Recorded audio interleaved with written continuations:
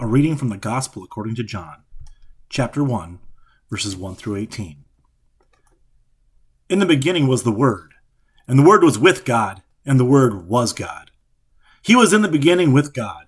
All things came into being through him, and without him not one thing came into being. What has come into being in him was life, and the life was the light of all people. The light shines in the darkness, and the darkness did not overcome it. There was a man sent from God whose name was John. He came as a witness to testify to the light, so that all might believe through him. He himself was not the light, but he came to testify to the light. The true light, which enlightens everyone, was coming into the world. He was in the world, and the world came into being through him, yet the world did not know him. He came to what was his own, and his own people did not accept him. But to all who received him, who believed in his name, he gave power to become children of God, who were born not of blood, or of the will, or of the flesh, or of the will of man, but of God. And the Word became flesh and lived among us, and we have seen his glory, the glory as the Father's only Son, full of grace and truth. John testified to him and cried out, "This is the one whom I said, 'He who comes after me ranks ahead of me because he was before me.' From the fullness we have all received grace upon grace. The law indeed was given through Moses. Grace and truth came through Jesus Christ. No one has ever seen God. It is God, the only Son, who is closer to the Father's heart, who has made him known." This is the gospel of our Lord. Thanks be to God. Happy New Year! On January 1st at 12:01 a.m., we celebrate that arbitrary moment when the Earth does a full rotation around the sun. Or at least, we pretend like it's at that time because the Earth doesn't take exactly a full 365 days to do that full circuit. Now, most of us know this, though, that the Earth takes 365 and 1/4 day to get around the sun. And that's why we have that leap year. But if we're going to get ultra specific, it takes 365 days, 5 hours, 59 minutes, and 16 seconds to go that whole revolution. So that means every 4 years when we toss out that leap year, we lose 44 seconds. So every year on average, we are losing 11 seconds. That doesn't seem like much. That doesn't seem like much at all. But put it in the grand scheme of the full trip around the sun. The Earth travels roughly 1.6 million miles every single day. So that means in that 11 seconds that we lose, the Earth travels roughly 300 miles. That's like saying, oh, I'm going to go to Corydon. I end up in the south end of Kansas City and say, not close enough. See, a little bit of a miscalculation, a little bit off, makes a big difference in the long run. We have to recognize that this concept of a little difference making a big difference, that's at the heart of John's gospel.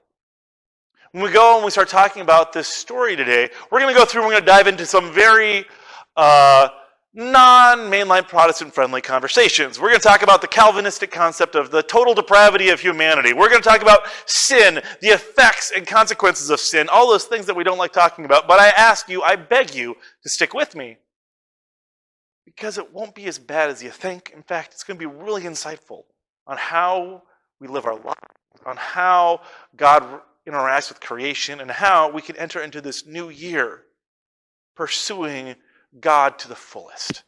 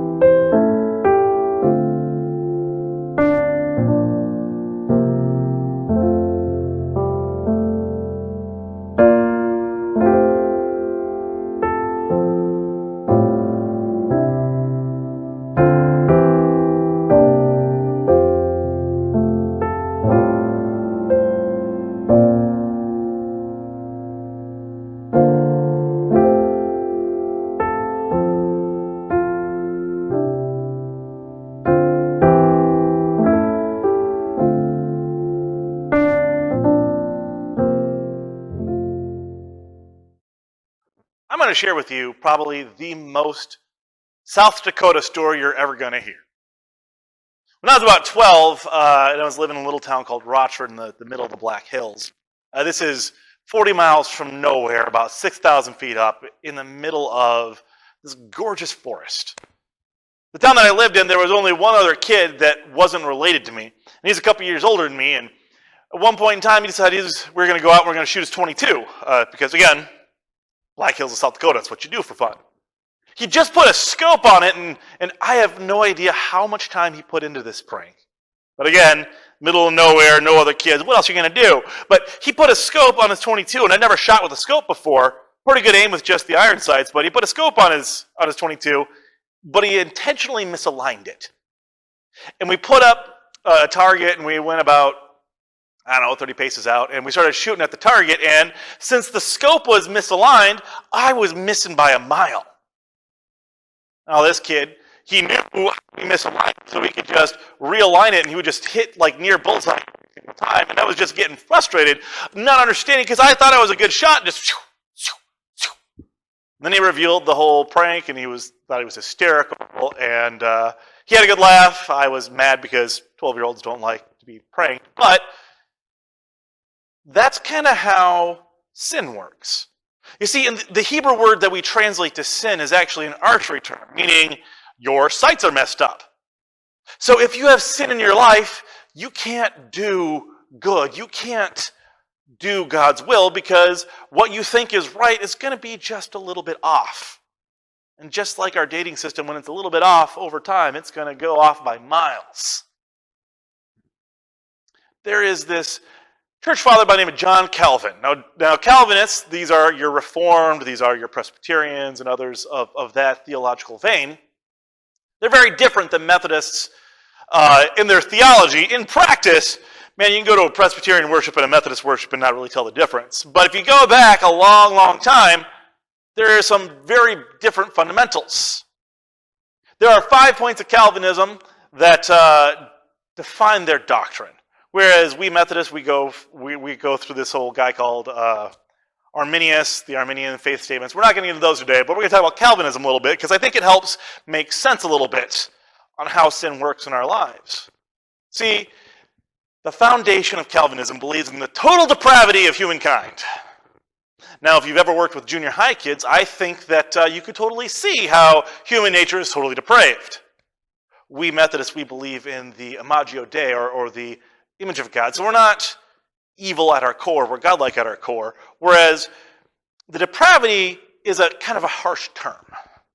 You see, Calvin believed that due to our sinful nature, again, I would push back on the whole concept of nature, but due to sin, we don't know what is good and what is bad.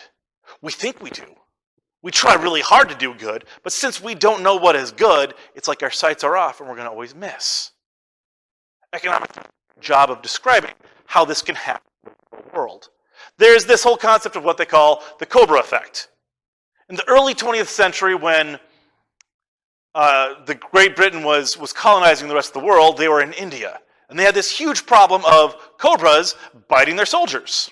Now, cobra bites aren't usually lethal, but they are never ever pleasant, so they did what they did in England to fight pests. They put out a bounty for them. In England, if you have a coyote problem, you put out a bounty for coyotes, people kill coyotes, problem solved. They thought the same would work in India. After several years of trying, they found that there were more and more cobras, and they're like, what's going on here? After a quick investigation, they discovered that the locals weren't hunting cobras, they were farming them. They put out this financial incentive to bring in cobra skins, and what they do? They bred cobras, because that's way safer and easier than going out and hunting them. So in the end, they canceled the bounty on cobras, and all of the cobra farmers just released the cobras near the British barracks, and they had a bigger problem. See, that's kind of how this whole concept of depravity works.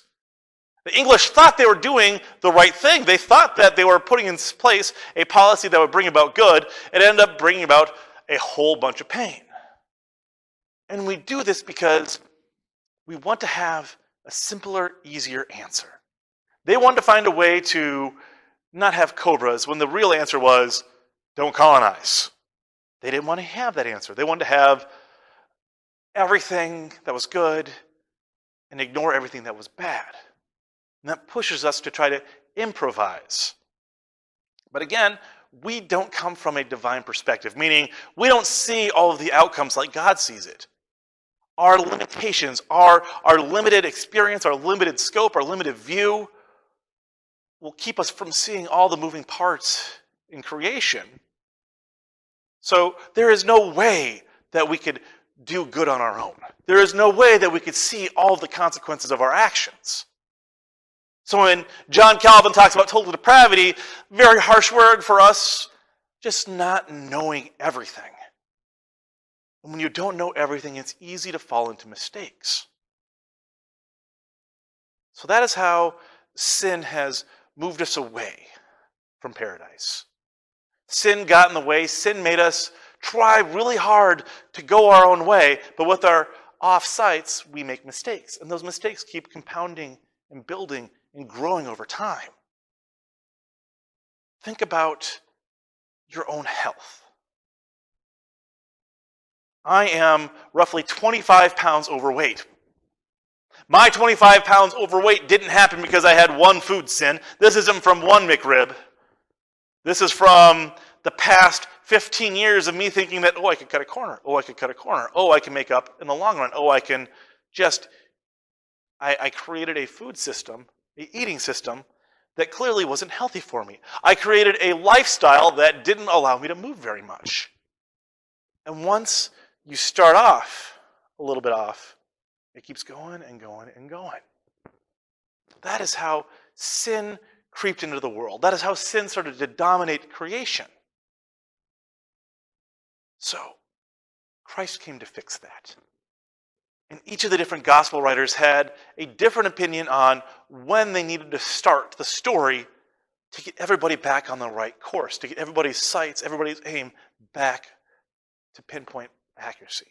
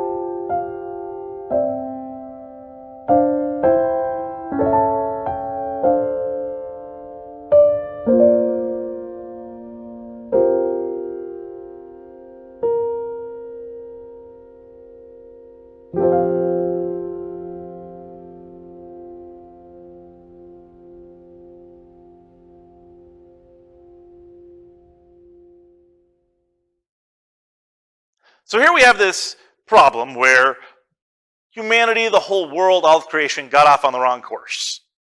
How far back do we need to go to course correct? Each of the gospel writers pick a different moment. So Mark thinks that if we start with the baptism of Jesus, that'll get us to where we're going. That'll be enough of an adjustment to get us back on the right track. Whereas Luke thinks, nope. My gospel needs to start before that. We need to go back before the baptism. We have to go back before the birth of Christ. We have to go back to the conception of John the Baptist. We have to go back that far so that way people can get on the right course to adjust their aim to get back to where they need to be. Where Matthew comes forward and he says, not John the Baptist. We have to go through and do a complete lineage. We have to trace Jesus back to David, David back to Moses, Moses back to Adam. And then, John came with a very radical, very controversial take.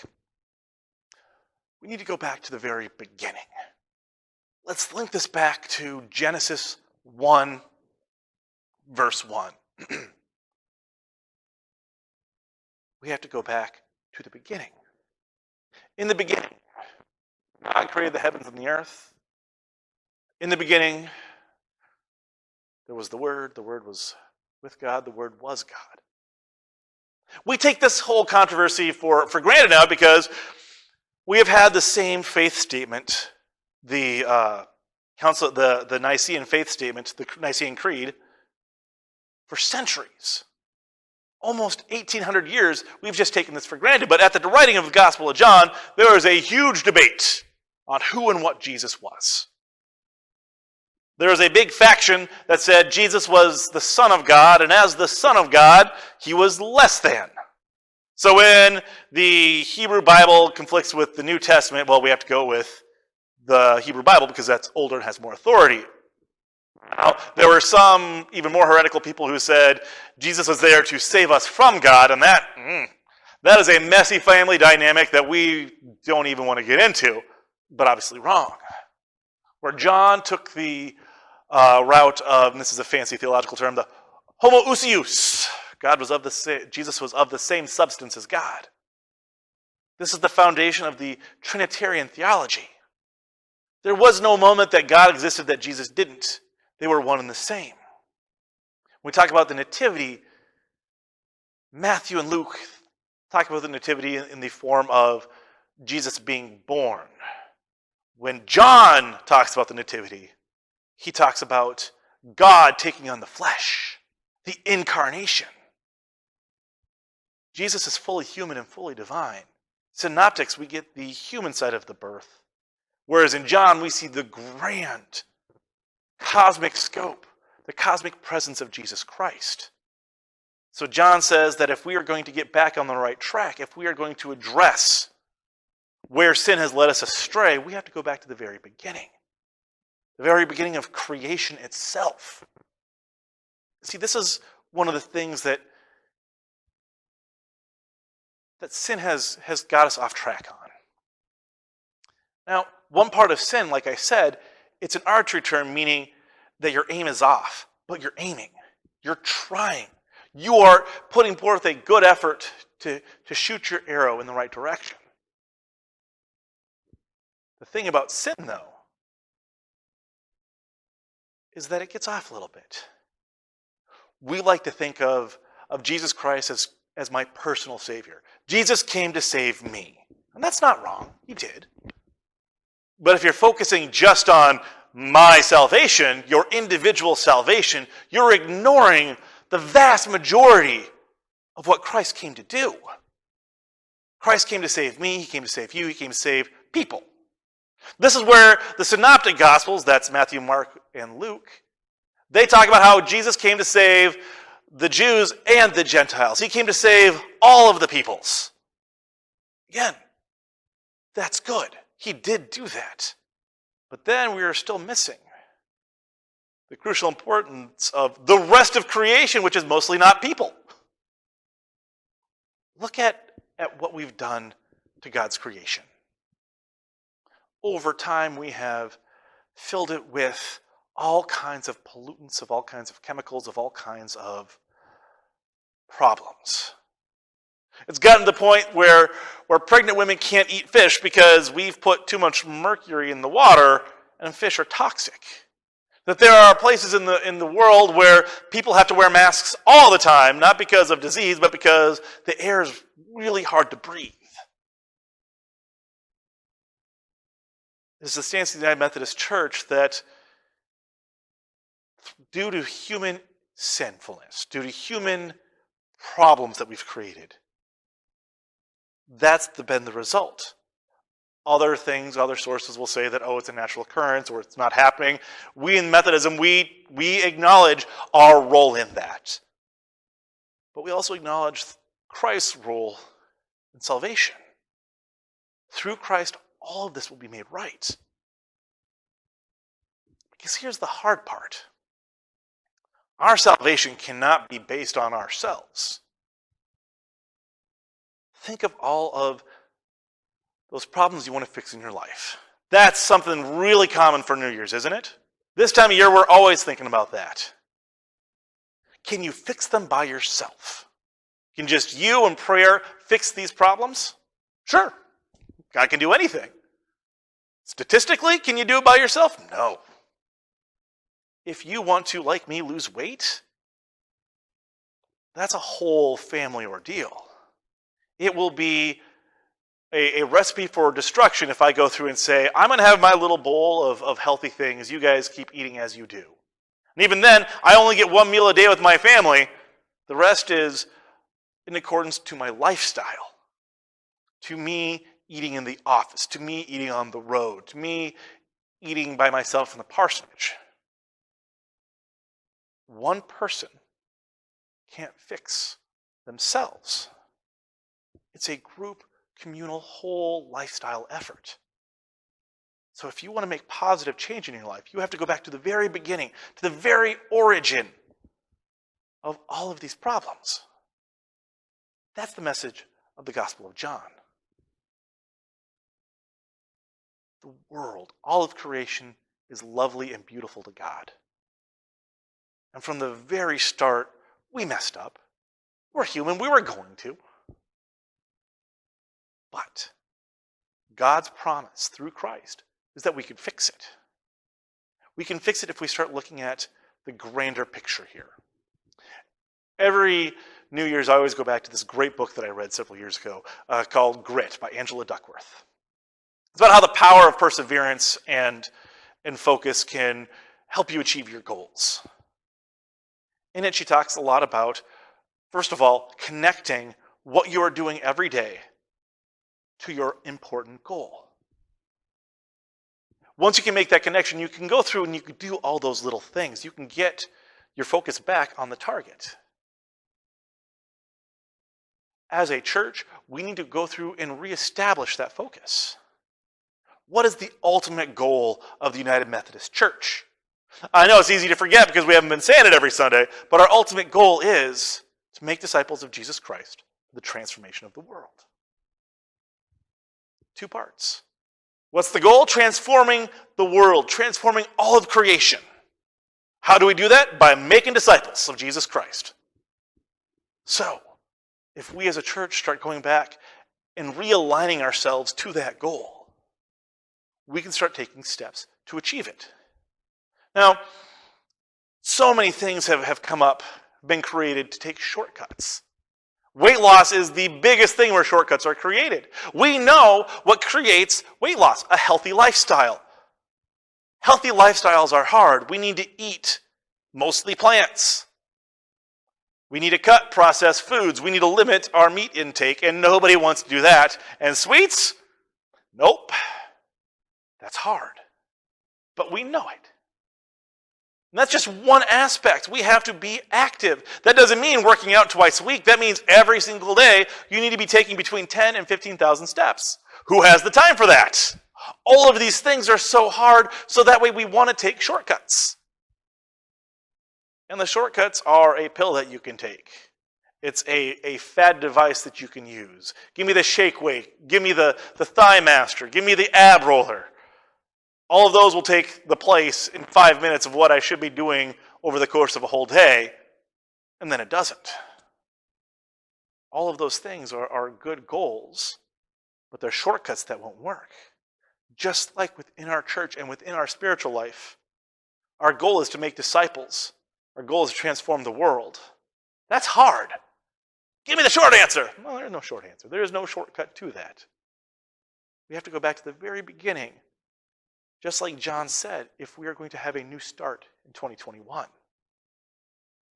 We've all complained about 2020. We've all had these issues. We've all made the jokes. But the truth is, 2021 won't be any different if we don't start adapting to the world and life that we live. And in that, we have to work together.